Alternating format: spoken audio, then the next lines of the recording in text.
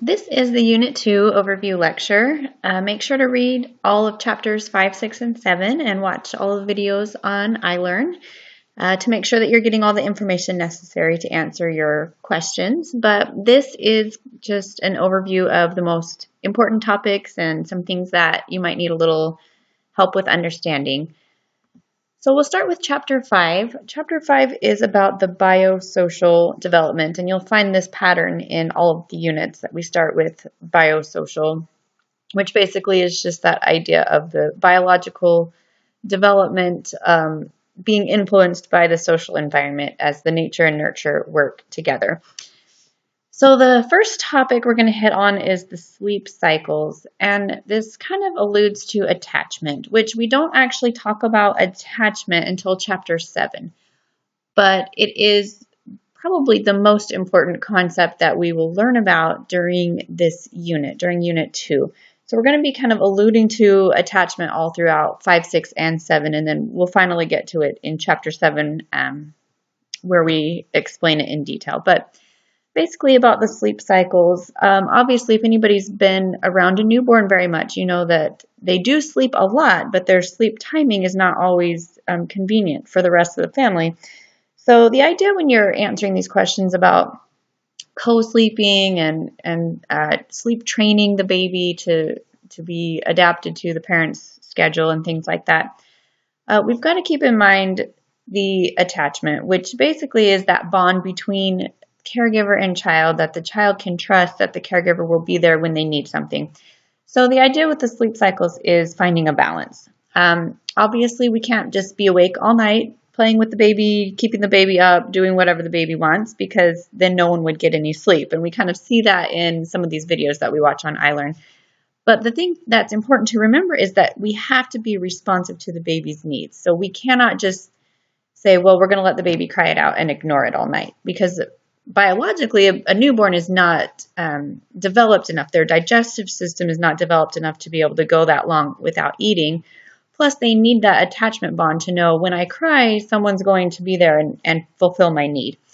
So when you're answering this question, just keep in mind kind of the idea that we need to find ways to make sure that the infant's needs are met, that we are not just ignoring the infant and letting it cry, but that we don't want to be overstimulating and keeping the baby awake all night, and that eventually we can kind of train the baby to sleep on a normal schedule while we're still fulfilling all of those needs, which is definitely a tricky balance. And anybody that has been up in the night with a newborn knows that it can be frustrating, but it's a temporary cycle. It only lasts for a few months.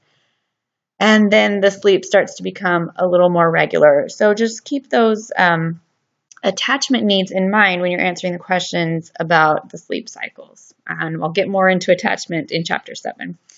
The next topic that is really important is stress and cortisol and how that affects the baby's brain development. So basically, you'll see some videos about this. You read more about it in the textbook so you can really understand what's going on here. But when the baby's crying, the stress hormone cortisol is being released in the brain. And we all have cortisol in our brains. That's just part of our natural development. So when cortisol is too high, it can affect the brain development. So as the baby is crying, the cortisol is being released. A little bit of that every once in a while is not a huge deal. Every baby cries sometimes, and that's fine. As long as we take care of it quickly and get the baby comforted, we're okay. But when the cortisol levels get dangerous is when it's just uncontrolled crying all the time.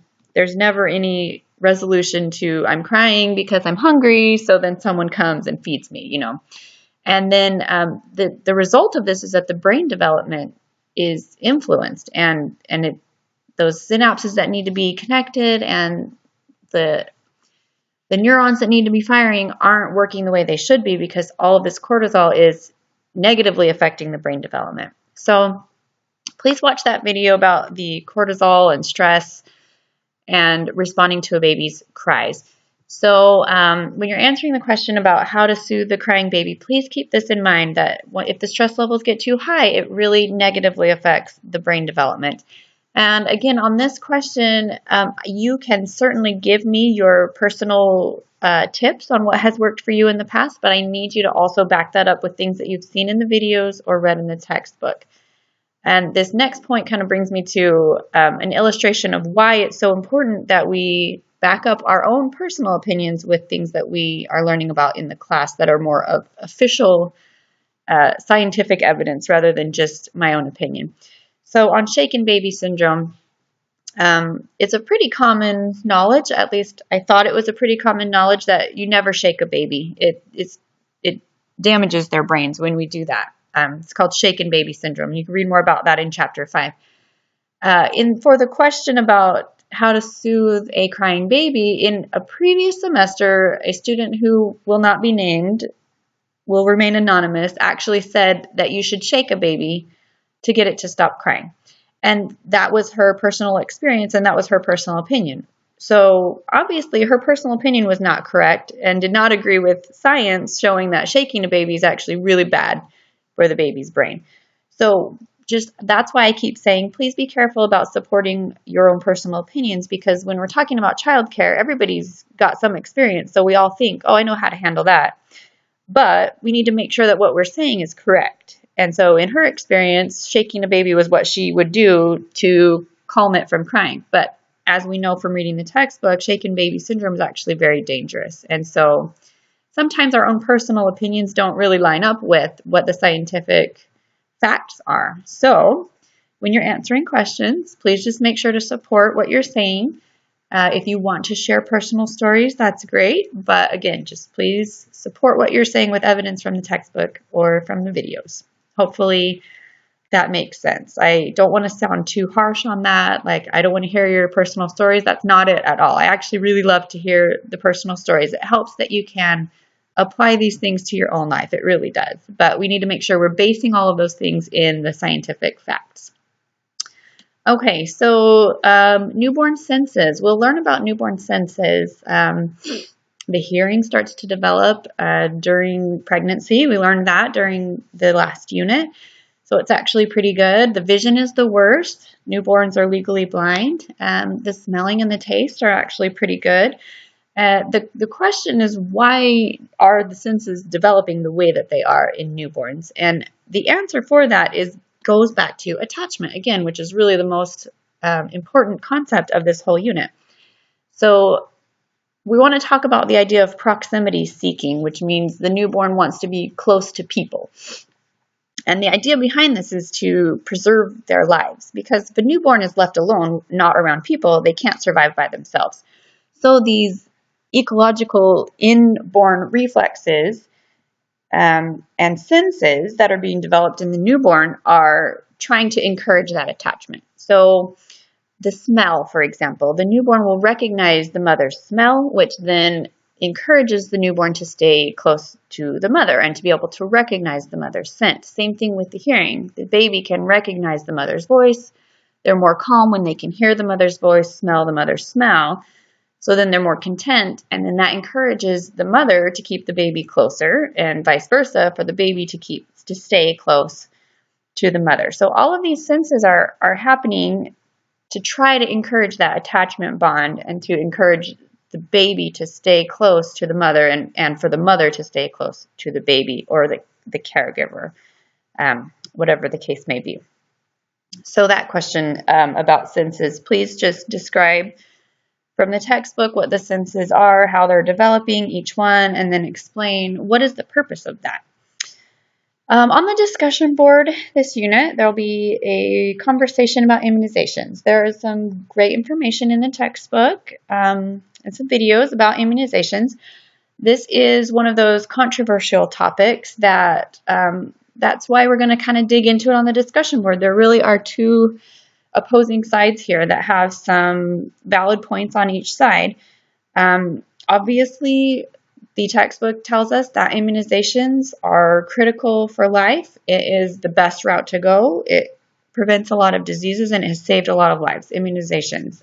But if you're debating on the other side, Just see what evidence they have presented, and you can present that point of view. Even if you don't agree with that point of view, it's your assignment to present what facts they have presented in their anti-immunization case. So we're just going back and forth on the discussion board, kind of bringing up different points. And it's not to say that the people that are arguing against immunizations are going to be wrong. We're just trying to see, well, where's this argument coming from? Do they have valid points? What can we learn from this? Maybe how can we make immunizations better? So we're going to dig into that topic on the discussion board. And then the last topic in Chapter 5 just talks about nutrition and breastfeeding and gives some tips on how to have a healthy baby diet for newborns up to 2 years old. Okay, in Chapter 6, we learn about the cognitive development, which is the brain development. And the first thing I wanted to hit on here is the question about if a baby is confined to a chair, would that affect their thinking, or would that impede their learning or something like that? It's kind of a vague question, and it's frustrating that they don't give any more detail on this, because I've seen both answers given in previous semesters, and as long as you support your answer, again, with facts from the textbook or the video, you'll be fine. The thing that I kind of focus on is when I'm reading this question and I'm thinking about attachment and the things that a baby needs as far as brain development goes to be healthy. Babies are in the stage of sensory motor development, so they need to be able to see things and hear things and touch things. They need to be interacting with human faces and hearing voices and being snuggled and picked up and moved around. And so when I hear the word confined, that really, again, it's vague. So it says to me that means strapped in the chair for long periods of time without any human interaction. But that detail is not listed in that question. So if you want to go the other way and say, no, it doesn't interfere with their thinking, that's fine, as long as you can provide some evidence from the textbook for what your reasons are for why you say it wouldn't be. So just back up your answer, support what you're saying, and you'll be okay. But just think about the terminology there, confined, and how you want to take that, and what a baby needs to develop healthy cognitive development. Okay. Cognitive is all about Piaget. Again, if you want to go back to that previous video about Piaget, there's also some videos about Piaget in Unit 2. He's the cognitive guy when it comes to child development. The most famous cognitive developmentalist there is, and we owe a lot of our knowledge about infant development to Piaget and his stages. So babies under 2 are in the sensory motor stage. Like I said before, it's all about their senses and their motor skills. So it's broken down into actually 6 little subcategories, and you can read more about that in your textbook, and there's actually a video that explains it pretty well on iLearn. But basically the first one is the primary circular. That's just about those inborn reflexes, the sucking, the crying, the grasping, things like that. And then they move into the secondary circular, which is a response to something. So the infant is just reacting to the environment around them. And then when they get into that tertiary circular is where the infant is actually the first to do an action, and then something in the environment responds to them. So the second is they are responding to the environment. The third is the environment is responding to them. So you can read more about that to get more detail on the sensory motor stage. One of the topics that happens during the sensory motor stage is object permanence. The idea of object permanence is that when a baby is really little, a newborn, they don't have object permanence. And then as they go through the sensory motor stage, they eventually develop it. Basically, the idea is that when an object is in sight and they can see it, then obviously they know that it's there and they are grabbing it or trying to put it in their mouth or whatever. But then when the object is out of sight, before object permanence, they forget all about the object. They don't even realize that it exists anymore. But then once they get object permanence, they will remember the object and look for it and try to find it, or they still know it exists, basically. So say you're playing hide and seek or something, and you have a toy and you put it under the blanket, the baby will lift up the blanket to try to find the toy if they have object permanence. If they don't, then they're just going to forget all about the toy and they don't even realize that it's there under the blanket. Okay, then we'll move into language development a little bit. We talk about the benefits of motherese, which is baby talk, and sign language. And there are some questions about that, so make sure to watch those videos and study the benefits of motherese and sign language. There's a question about, is language development innate or is it learned? Again, this is one of those ones where there's pros and cons on both sides. There's definitely evidence for both theories. There's a section on page 182 through 187 that lists a few different theories on language development. Is it innate? That means biological, it just comes naturally, or is it something that has to be taught? So I would like for you to kind of take both of those theories and explain them and then give evidence on whichever side you're trying to present. So if you say, well, I think it's learned, then you'll say, here's why. And you can explain the theory and give some evidence for it. Okay, and then the faces and people preference. Again, this is another point about attachment, is that newborns actually are drawn to faces, and they can recognize faces at a very early age. Even, as little as 3 months old, can recognize their mother's face, even though their eyesight's still not great. They're drawn to that shape of 2 eyes and a mouth. And again, this is because newborn have to have other people around them in order to survive. So they're seeking out other people in order to help ensure their survival. So that people preference is an attachment thing where they're trying to be near their caregivers because they know biologically, they not really cognitively understand it yet, but their reflexes are telling them they need to be close to other people. So that's why babies are drawn to faces. And then the last section in chapter 6 is about memory. We'll talk about childhood amnesia and language development. And one of the reasons why we can't remember very many things from early on in our lives is because a lot of our memories are tied to language development, which when you're under 2 years old and you don't have words for memories, then a lot of those memories fade away and we get that childhood amnesia, which just we don't remember anything before about, our 3rd birthday. So a lot of the reason for that is because it's tied to language development, and when the language development really picks up, then we can start remembering things because we have words for them. So make sure to study that memory section in chapter 6, and there's a really cool video about false memories, so make sure to watch that as well. Okay, then we'll move into chapter 7, which is the psychosocial area, which is psychological and the social bonds, which is where the attachment comes in. We'll go back to Freud and Erikson a little bit, so make sure that you revisit them if you don't remember about Freud and Erikson, the oral stage for Freud and the trust versus mistrust stage for Erikson. We'll talk a little bit about separation anxiety and stranger wariness, and that's a very normal thing. There's a funny little section in the textbook about the Santa Claus. You've seen all the funny pictures of the baby crying on Santa's lap and why exactly that happens. And that is actually very common, and it does have some things to do with attachment again. So temperament. Temperament is genetic. We know from the textbook that it is a biological aspect, something that is on our DNA. That is very much a nature kind of thing. However, it's epigenetic and it can be influenced by the environment. So say, for example, you have a really shy child. That would be something that is DNA, they're born with that tendency to be more shy. But our parenting style can really influence that shy child and help encourage them to get out of their comfort zone and meet people and talk and give them opportunities to kind of overcome that shyness. So they'll probably always have those tendencies, but the parenting style really can influence how it's expressed.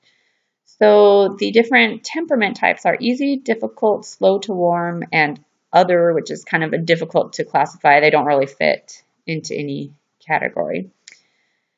And then attachment. Finally, I've been alluding to it during this whole lecture, but really it is the most important, in my opinion, topic of this unit. So I want to go into attachment a little more detail. So basically, attachment is the idea of the bond or the relationship of trust between an infant and their caregiver. So you can have, there's actually like 4 different types of attachment, but to make it a little easier, we kind of break it down into just, is it secure or is it insecure? So the characteristics of a secure attachment on the baby side are that they cry less, they're happier in general, they will explore and play. They even, after, once they're older, tend to do better in school. They have more friends, better in social situations. It's just an all-around healthier kind of psychological and emotional foundation for them to have. The characteristic as far as the caregiver goes is that the caregiver is warm and loving to them. They hold them when they need to be held. They're responsive to their needs. So if the diaper needs to be changed, they do it quickly. If the baby's hungry, they feed them right away. And this is a consistent pattern of this warmth and responsiveness. When we look at the opposite side, we've got the insecure attachment. And on the baby side, these children tend to be more nervous, more anxious. They cry more because they don't have that level of trust. When they get older, they do tend to have more problems in relationships, in school, just emotional distress, more depression, anxiety, things like that. So on the caregiver side of this insecure attachment would be caregivers that are either not responding to the needs at all, which would be neglectful, or they are responding some of the time, but just not consistently. And so there's this kind of inconsistency. Baby's just not sure. Sometimes I get taken care of, other times I don't. So I don't know if I can trust or not. So this would be a parent that would let the baby cry it out for long periods of time, not responsive to the needs. There could be, there's lots of reasons why a parent would be this way. Maybe the parent has depression or health issues or things like that, or maybe there's a disruption in the caregiving and they have to switch a bunch of times and they're being passed around from person to person, things like that. There is an extreme example in the textbook from the Romanian orphanages, which is just heartbreaking when you read it. These children really suffered from their lack of attachment. They had all of their physical needs met, as far as food, and they were still alive, they were being fed and they had a roof over their heads, but they didn't have that warmth and responsiveness. And then when they were adopted later, they found that they could not really repair all of the psychological and emotional damage that had been done by that lack of an attachment with a caregiver. So please read that section and keep in mind attachment as you're answering almost all of the questions for Unit 2. Really can kind of go back to this idea of attachment. It's something that is really important to me. It's something that can affect you, and when you have your own children or when you're, helping other people learn about their own children, it is a very, very important topic. It's something that has been studied and replicated thousands of times. It's a very popular theory in child development, and it really can give a lot of insight into our emotional development and why we do the things we do as we're older, later in life, why we have problems with certain things. A lot of it can stem back to our attachment style. So please, please study attachment. It's very important. Okay, then the last part of Chapter 7 talks about child care. One of the questions asks about what would you look for in a child care facility for your own child. Again, that is sort of a personal opinion question, but we need to base that on supporting evidence from the textbook. So I want to hear what you would look for personally, but you also need to base that upon why and what are the things that we see in the textbook that would explain what makes good child care and what makes not good child care. And there is a chart, I think it's on page 216, that talks about what to look for. in childcare, and they give 5 different categories of things to look for. The first being attention. So is the child getting enough attention when it comes to how many kids are in the room versus how many adults? Are the adults interacting with the kids, paying attention, things like that? Then developmentally appropriate. So they want to make sure to provide activities that are encouraging development, that are stimulating, that are interesting, that are going to be helping the child learn and grow and develop.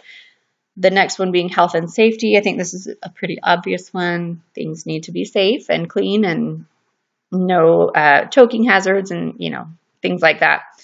The next one would be the experience and training of the caregivers. So something to look for when you're looking for childcare is, does this person know about child development? Are they trained in what to do, in certain situations? Do they know first aid and CPR and things like that? How much experience do they have with children? And then the last one would be the warmth and responsiveness. Obviously, very important to make sure that those caregivers, even when they are trained, are showing that responsiveness to the child's needs when they are in their care. So that is it for this unit. Hopefully I covered most of the important topics. If there's a question that I didn't cover, that's something that you're not sure about as you're going through your journal assignment or your Dear Abby, please post it on the course questions discussion board, and we can open up a class conversation about what do you think about this question? What do your classmates think about this question? What advice I can give on where to find the answer. So let me know if you're having any of those questions, and good luck with Unit 2.